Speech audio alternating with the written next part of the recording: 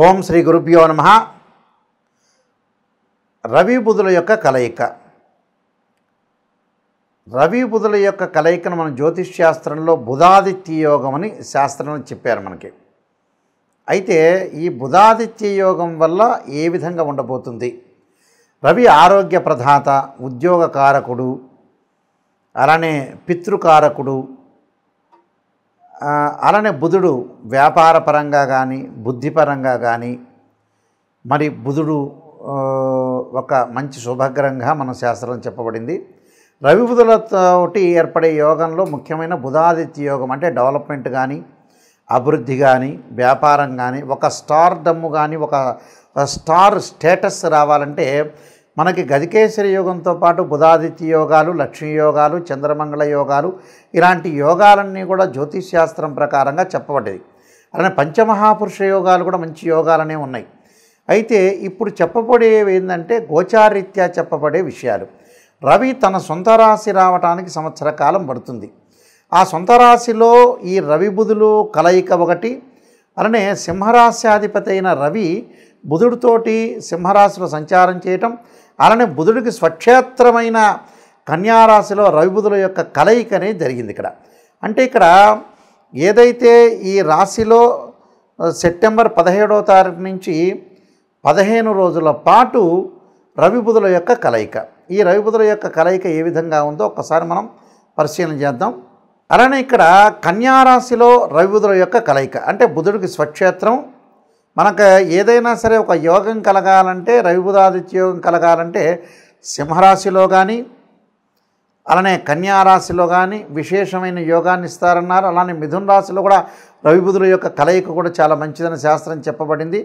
కాబట్టి ఈ బుధాదిత్య యోగం అనేది ఈ 3 రాశుల్లో విశేషంగా చెప్పబడింది. అలానే ఇక్కడ మేషరాశిలో కూడా రవి బుధులు కలయిక అనేది చాలా మంచిదని కూడా జ్యోతిష్ శాస్త్రం చెప్పబడింది. అయితే విశేషంగా ఇప్పుడు రవి బుధులు సెప్టెంబర్ 17వ తారీఖు నుంచి 15 రోజుల పాటు కన్యారాశిలో సంచారం చేయడం వల్ల వివిధ రాశుల యొక్క ఫలితాలు ఏ విధంగా ఉన్నాయో తెలుసుకుందాం. వృషభ రాశి వాళ్ళకి రవి బుధుల యొక్క కలయిక వల్ల ఎలాంటి మేలు జరగబోతుంది?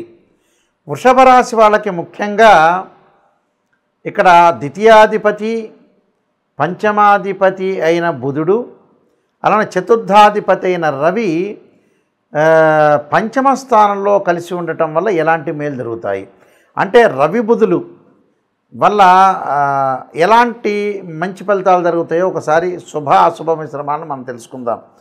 ఈ పంచమ స్థానంలో రవి ఉండటం వల్ల మీరు కొన్ని ప్రత్యేకమైన శ్రద్ధ అనేది పెట్టాలి.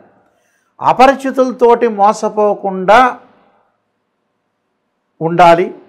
ఎవరిని పడితే వాళ్ళని నమ్మే ప్రయత్నం చేయకూడదు. ఆ నమ్మటం వల్ల మనకి కొన్ని ఇబ్బందులు కలిగే అవకాశాలు ఒకటి ఉంటాయి. అకారణ కలహాలు రాకుండా కూడా చూసుకోండి. ఎవరితో కూడా వివాదం చేయొద్దండి. వివాదం ఏమిటి గురువు గారు అని అంటే లౌకిక జ్ఞానం చాలా ఇంపార్టెంట్. ఎదుటి వాళ్ళు ఏదైతే చెప్తున్నారో మనం ఆలకించి ఆ ఆలకించిన తర్వాత వాళ్ళది తప్పైనా రైట్ అయినా ఓకే అని చెబితే ఎంబటి అకారణ కలహాలు మొత్తం పటాపంచలైపోతాయి. వాళ్ళకు అనుగుణంగా మనం ప్రవర్తిస్తే చాలు, ఓకే. లైఫ్లో విరోధ భావాలు శాశ్వతంగా రావు. మన జ్ఞానం మన దగ్గరే ఉంటుంది, వాళ్ళ జ్ఞానం వాళ్ళ దగ్గరే ఉంటుంది. కాబట్టి అకారణ కలహాలు రాకుండా చూసుకోవాలి. అలానే మిత్రులతోటి బంధువుల రీత్యా కూడా ఇలాంటి వివాదాలు రాకుండా చూసుకోండి. మన ఫ్రెండ్స్ కావచ్చు, బంధువులతో కానీ సహనంగా ఉండటం చాలా ఇంపార్టెంట్. సంతానం మూలకంగా వీళ్ళకి చిన్న చిన్న సమస్యలు వస్తాయి. అంటే పెద్ద సమస్యలు ఏం కాదు, మీరేం ఆలోచన చేయాల్సిన పని లేదు. సంతానం ద్వారా ఏవో చిన్న చిన్న సమస్యలు అంటే వాళ్ళకి ఏదో ఫీజులు కట్టడము లేదా పెళ్లి సంబంధాలు కొద్దిగా లేటు జరిగే అవకాశాలు ఒకటి ఉంటాయి. లేట్ అయిందని మనం ఆందోళన చెందాల్సిన పని ఏమీ లేదు. దాని విషయంలో ముఖ్యంగా ఏకాగ్రత అనేది కొద్దిగా తగ్గుతుంది వీళ్ళకి. అంటే ఏ పని అయిందైనా కూడా కొంత ఏకాగ్రత అనేది తగ్గే అవకాశం ఉంది. కాబట్టి ఆ తగ్గించుకోవద్దండి. వేరే వ్యాపకాలన్నీ మైండ్లో తీసేసేయండి. తీసి పని మీద ధ్యాస పెట్టండి. ఏదైతే మనం వర్క్ చేస్తున్నామో అలాంటి వాటి మీద ధ్యాస పెట్టండి. ఫ్యామిలీ పరంగా ఏదైతే డిసీజెస్ రోగాలనే ఉంటాయో ఆ రోగాలు రాకుండా మీరు కాపాడుకోండి. అంటే నెగిటివిటీగా ఉన్నా నేను చెబుతున్నా మీరు పాజిటివ్ యాక్షన్ తీసుకోండి. అంటే రోగం రాకుండా కాపాడుకోండి. ఎప్పుడు కూడా నెగిటివిటీ అనేది చాలా ఇంపార్టెంట్. మనం రోగం నాయకంటి గారు చెబుతున్నారు రోగం రాకుండా చూసుకోండి అంటే మీరు అప్రమత్తంగా అండి, చాలా మంచిదే కదా. అంటే వచ్చే సూచనలు ఉన్నాయి కాబట్టి వద్దు అని అంటున్నా. ఇక్కడ రోగాలు రాకుండా కొద్దిగా కాపాడుకోండి. దానితో పాటు భార్య బిడ్డల మూలకంగా కానీ భార్యాభర్తల మధ్యలో కానీ వివాదాలు లేకుండా ప్రశాంతంగా భగవంతుడి యొక్క ధ్యానంలో లీనం కావండి. ఏది కూడా వివాదాలు లేకుండా సమర్థవంతంగా నిర్వహించుకోండి, సమర్థవంతంగా ముందుకెళ్ళండి. వృత్తి ఉద్యోగ వ్యాపారాల్లో కొంత అనుకూలంగా ఉంటుంది. అలానే ఆర్థిక స్థితిగతులు కొంత గతం కంటే మెరుగుపడతాయి. మనం ఏదైతే చేస్తున్నా వృత్తిపరంగా ఆటంకం లేకుండా ఉంటుంది. డబ్బు కూడా చేతికి వచ్చే అవకాశాలు బాగా ఎక్కువ ఉంటాయి. అలానే ఆడవాళ్ళకి గర్భ సంబంధమైన వ్యాధులు గైనకి సంబంధించిన ప్రాబ్లమ్స్లో కొన్ని ఇబ్బందులు కలుగుతుంటే ఆ ఇబ్బందుల్ని కొద్దిగా ఆడవాళ్ళని కొంత ఆరోగ్య పట్ల శ్రద్ధ పెట్టాలి. వాళ్ళకి ఎలాంటి డాక్టర్స్ కానీ భగవంతుడి యొక్క విషయంలో కూడా ముందుకెళ్ళటం అనేది మంచిది. అంటే డాక్టర్స్ చూపించాలి ఖచ్చితంగా. అలానే భగవంతుడి యొక్క ధ్యానం చేసుకోమని కూడా చెప్పడం చాలా ఇంపార్టెంట్. దానితో పాటు ముఖ్యంగా కొన్ని ఖర్చులు అవుతుంటాయి సహజంగా. ప్రతివాడికి వచ్చిన ఏదైతే నెలకి ₹1,00,000 2 లక్షలు 10,000 20,000 వస్తే అవన్నీ సేవింగ్ ఏం కావు, ఎంతో కొంత ఖర్చు అవుతుంది. అది ప్రతి సంవత్సరం ప్రతి రాశివాడికి జరిగేదే, దాని గురించి ఆలోచించాల్సిన పని లేదు. కానీ తొందరపడి మాట్లాడొద్దండి, తొందరపడి ఆవేశపడొద్దండి, కోపాన్ని తగ్గించుకోండి. ఎలాంటి కోపాలు వచ్చినా కూడా కోపము ఆర్గ్యుమెంట్స్ లేకుండా చాలా జాగ్రత్తగా ఉండండి. అలానే పైత్య వికారాలు అంటే వాంతులు కావటం ఒకటి, మోషన్స్ అయ్యే అవకాశాలు ఎక్కువ ఉంటాయి. కాబట్టి ఎవరిని కూడా క్రిటిసైజ్ చేయొద్దండి, ఎవరిని కూడా అవమానించద్దండి. ఎవరి మధ్యలో కూడా డిఫరెన్స్ ఆఫ్ ఒపీనియన్స్ ఉన్న మధ్యవర్తిత్వం మీడియేషన్ అనేది మంచిది కాదు. ఆ మీడియేషన్ వల్ల కూడా చాలా ప్రాబ్లమ్స్ వచ్చే అవకాశాలు ఖచ్చితంగా ఉంటాయి. కాబట్టి కొద్దిగా కేర్గా ఉండండి, కేర్గా ఉండి ముందుకు వెళ్ళటం వల్ల మనకి మంచి రిజల్ట్స్ వచ్చే అవకాశాలు ఉంటాయి. ఏదైనా సరే పైత్య వికారం వల్ల భోజనాలు, అలానే అకాల భోజనం చేయలేకపోవటం, అలానే ఉద్యోగంలో కూడా అన్ని విషయాల రహస్యాలు కూడా ప్రతి వాళ్ళకి చెప్పొద్దండి. వ్యాపారంలో కూడా కింద ఏదైతే మనం చేస్తున్న వర్కర్స్ ఎవరైతే ఉంటారో మీ కుటుంబ విషయాలన్నీ కూడా తీసుకెళ్ళి వాళ్ళకి చెప్పొద్దండి. చెప్పడం వల్ల మీరు పల్చనైపోయే అవకాశాలు ఎక్కువగా ఉంటాయి.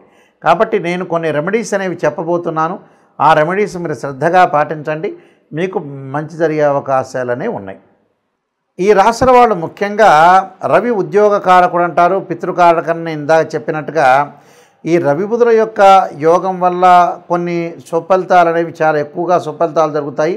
అంటే ఉద్యోగపరంగా ఇబ్బందులున్నా అలానే ఆరోగ్యపరంగా ఇబ్బందులు కలుగుతున్నా కూడా మీకు ఒక్కొక్క రాశి వాళ్ళకి ఒక్కొక్క రకమైన మేలు మంచి చెడులు చేసే అవకాశాలు ఉంటాయి. కాబట్టి ఖచ్చితంగా మీరు సూర్యుడి యొక్క అనుగ్రహాన్ని బాగా పొందాలన్నా, మంచి ఉద్యోగాలు లభించాలన్నా, ఉద్యోగపరంగా ప్రమోషన్ లాభించాలన్నా కూడా రవి యొక్క అనుగ్రహం కావాలంటారు. పాత రోజుల్లో మనం హస్తరేఖల్లో చూపించుకునేటప్పుడు సన్లైన్ అంటారు, సూర్యుడి యొక్క రేఖ ఉండాలంటారు.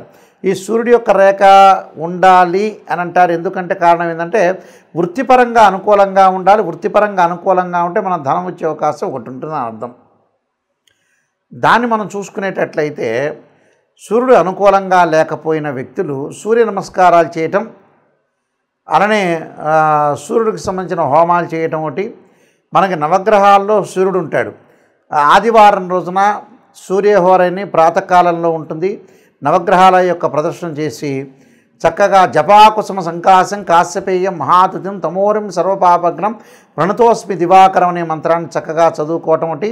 వీలైతే ఆదిత్యాయుధ్నే సహస్రమూర్తాయ ధీమే తన్నో సూర్య ప్రచోదయాత్ అనే మంత్రాన్ని కూడా చక్కగా చదువుకోవచ్చు. దాంతోపాటు బుధుడు వ్యాపారపరంగా అనుకూలం లేని వ్యక్తులు ఖచ్చితంగా నారాయణాయుధ్నే వాసుదేవాయ ధీమే తన్నో విష్ణు ప్రచోదయాత్ అనే మంత్రంతో పాటు ఓం యక్షాయ కుబేరాయ వైశ్రవణాయ ధనధాన్యాధిపతే ధనం ధాన్యం సమృద్ధిమే దేహిమే దాపైస్వాహ అనే మంత్రాన్ని కుబేర మంత్రాన్ని చదువుకోవటం వచ్చి, లేకపోతే ఓం కుబేరాయ నమః అనే మంత్రాన్ని కూడా చదువుకోవటం వల్ల కూడా మనకు అనుకూలంగా ఉంటుంది. ఖచ్చితంగా నేను చెప్పినవి ఈ రెమెడీస్ అనేవి మీరు పాటించండి. రవి బుధుల యొక్క దోషం ఎవరికైతే ఉంటుందో ఆ దోషం తొలగిపోయి ఆరోగ్యము, ఉద్యోగము, వ్యాపార పరంగా అనుకూలంగా ఉండే అవకాశాలు ఖచ్చితంగా ఉంటాయి. ఇవి గోచారీత్యా చెప్పబడే ఫలితాల్లో ముఖ్యంగా మనకి రవి 3, 6, 10, 11 స్థానంలో సుఫలితాన్ని ఇస్తాడు వాళ్ళ రాశి దగ్గర నుంచి. బుధుడు వచ్చేటప్పటికి 2, 4, 6, 11 స్థానాల్లో బుధుడు మంచి ఫలితాన్ని ఇస్తాడు. ఎందుకంటే రవి యొక్క కారకత్వాలను కూడా మనం గమనించినట్లయితే ఉద్యోగానికి చాలా ఇంపార్టెంట్గా చూసుకుంటాం, బుధుడు వ్యాపారానికి చూసుకుంటాం. కాబట్టి వాళ్ళ జన్మరాశి నుంచి ఈ రాశిలో నేను చెప్పిన రాశుల్లో ఉంటే చాలా అనుకూలమైన ఫలితాలు జరిగే అవకాశం ఉంటుంది. సో ఉదాహరణకి ఒక రాశి వాళ్ళకి బుధుడు వాళ్ళ రాశి నుంచి లెక్క వేస్తే 2, 4, 6, 11 స్థానాల్లో ఉంటే అనుకూలంగా ఉన్నట్టు గోచారీత్యా. అలానే రవిగ్రహాన్ని కూడా మనం ఎలా క్యాల్కులేట్ చేస్తాము? 3, 6 అంటే 1, 3, 6, 10, 11 స్థానాల్లో ఉంటే మంచి సుఫలితాన్ని ఇస్తాడు సూర్యుడు. సూర్యగ్రహం అనేది అనుకూలంగా ఉంటుందని మనకు శాస్త్రం చెప్పారు. కాబట్టి ఇలాంటివన్నీ కూడా మీరు దృష్టిలో పెట్టుకోండి. ఇవన్నీ కూడా గోచారరీత్యా చెప్పబడే ఫలితాలు అంటారు. ఈ గోచారరీత్యా చెప్పబడే ఫలితాల్లో ముఖ్యంగా సూర్యభగవానుడు 3, 6, 10, 11 స్థానాల్లో మంచి శుభాన్ని ఇస్తాడని అర్థం. 1వ దానిలో కొంత మిశ్రమైన ఫలితాలు ఇచ్చే అవకాశాలు ఎక్కువ ఉంటాయి. కాబట్టి ఇక రవి బుధులు ఏదైతే వీళ్ళ కన్యారాశిలో ఉన్నారో నేను చెప్పిన మీరు ఏదైతే పరిహారాలని పాటించడం వల్ల కూడా విశేషమైన యోగాలు కలిగే అవకాశాలు ఎక్కువగా ఉంటాయి. అలానే విష్ణు సహస్రనామ పారాయణం చేసుకోవటం అంటే, లలితా సహస్రనామ పారాయణం చేసుకోవటం, సూర్య నమస్కారాలు. ఆ సూర్య నమస్కారాల్లో కూడా ఓం సూర్యాయ గ్రహాయ స్వాహ అనే మంత్రాన్ని చదువుకోవాలి. అంటే ఓం ఆదిత్యాయ అంటే ఆదిత్యాయ సోమాయ మంగళాయ చ బుధాయ చ గురు శుక్ర శనిభ్యచ్చ రాహవే కేతు అనే మంత్రాన్ని చదవటంతో పాటు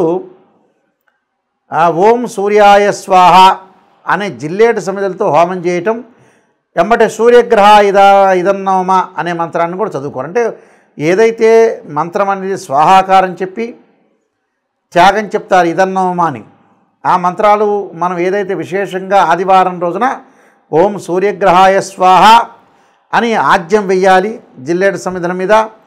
ఓం సూర్యగ్రహాయ ఇదన్నోమ అనే మంత్రాన్ని కూడా చదువుకోవటం వల్ల కూడా మీకు మంచి జరిగే అవకాశాలు. అంటే ప్రతిరోజు కూడా ఒక 5 నిమిషాల పాటు సూర్యుడి యొక్క హోమం చేయండి, సూర్య నమస్కారాలు చేయండి. దానివల్ల విశేషమైన ఫలితాలు జరగాలని ఆశిస్తూ, మీకు పరమేశ్వరుడి యొక్క కరుణాకటాక్షం ఉండాలని ఆశిస్తూ, సర్వే జనా సుఖినో భవంతు.